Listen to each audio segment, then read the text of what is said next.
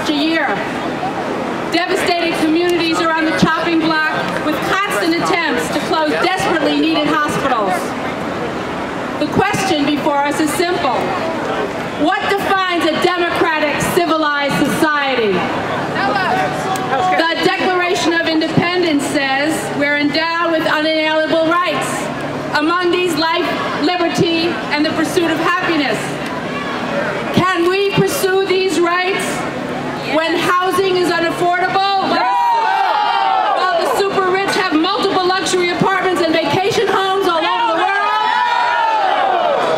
When schools are transformed into profit-making businesses through the insidious route of charter schools to vouchers to the end of public education? No! When education is not defined by thoughtful pedagogues and nurturers, but by billion-dollar industrial test-making corporations? No!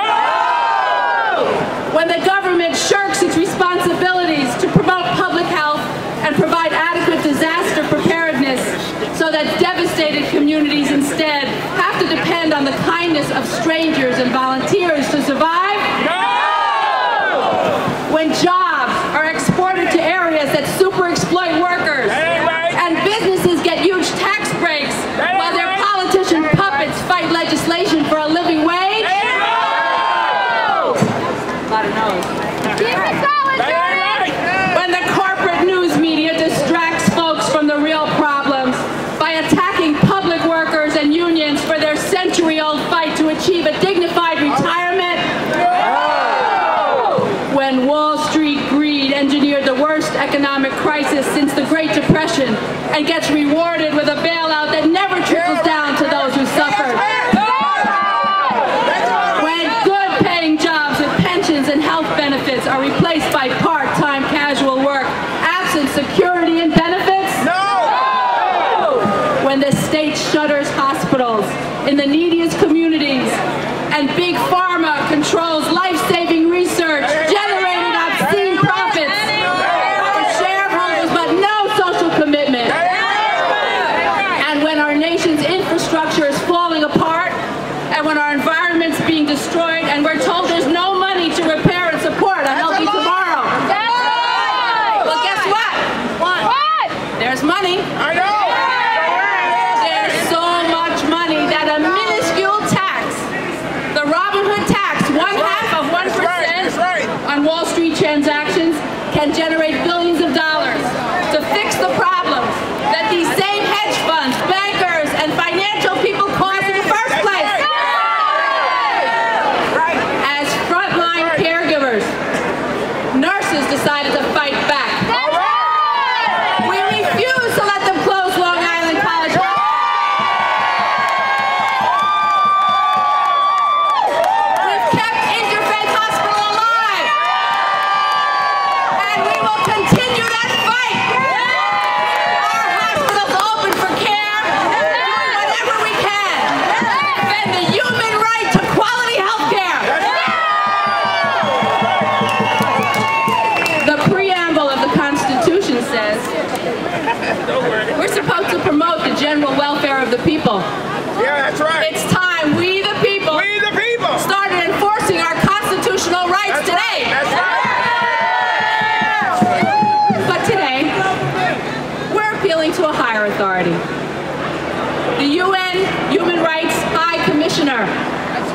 The UN Charter has defined the following as key healthcare human rights, and they are being violated as I speak. Availability. Functioning healthcare facilities and services must be available in sufficient quantity within a community. Violated! Accessibility. The facilities and services must be accessible physically in safe reach for all sections of the population, including vulnerable groups. Violated! Participation. The beneficiaries of healthcare services should have a voice in the design and implementation of policies that affect them. That's right. And accountability. Yes. Duty bearers appointed and elected, not Berger, should be accountable for meeting human rights obligations in the area of public health. Violated! What do we say? Austerity? No! Prosperity? Yes! Austerity? No! Prosperity? Yes! Austerity? No! Prosperity? Yes! Thank you. Oh, come on, just accept this burden of closed hospitals.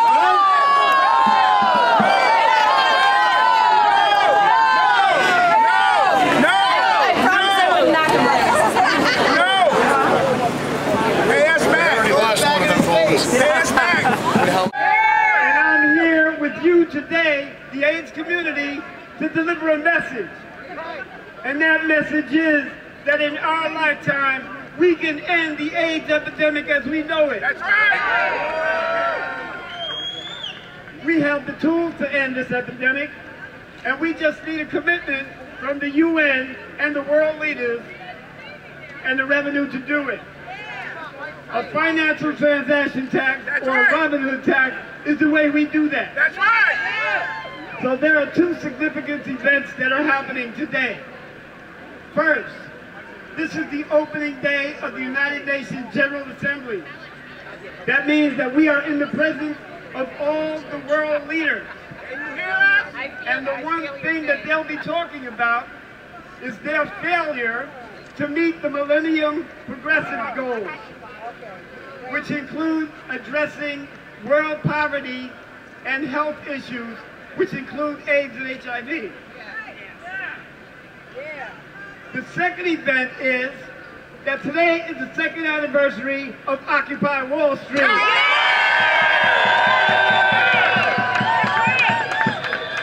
This is a movement that was started to address the inequality in revenue disbursement and the 1% dominance over the 99%.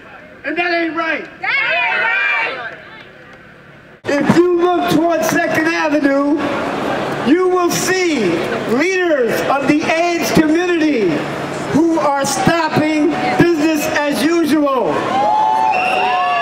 We are going to disrupt, erupt, and confuse the powers that be until they recognize that we need an RHT here in the United States of America. I don't know about you, but I'm ready to go down there and join them. Are you with me? Are you with me? And everybody head towards 2nd Avenue right now.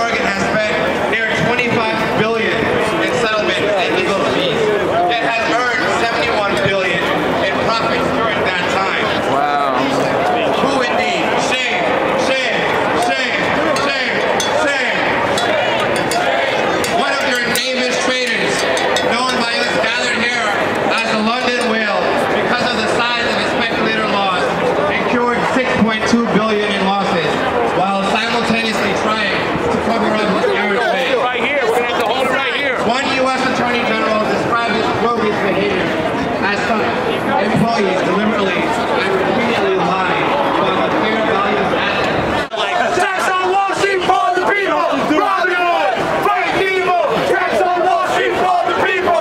Robin Hood! Fight evil! Tax on Wall Street for the people! Robin Hood! Fight evil! Tax on Wall Street for the people! About 34 bus lines were eliminated and dozens more had their routes short or hours cut. Our question is, who's driving transit?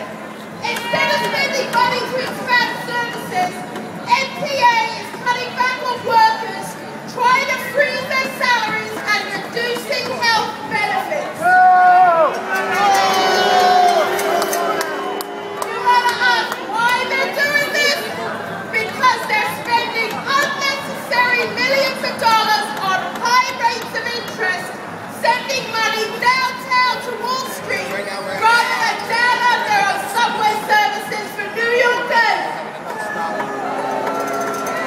To speak more about this, we got Steve Downs from the Transport Workers Union Local 100. Here's Steve!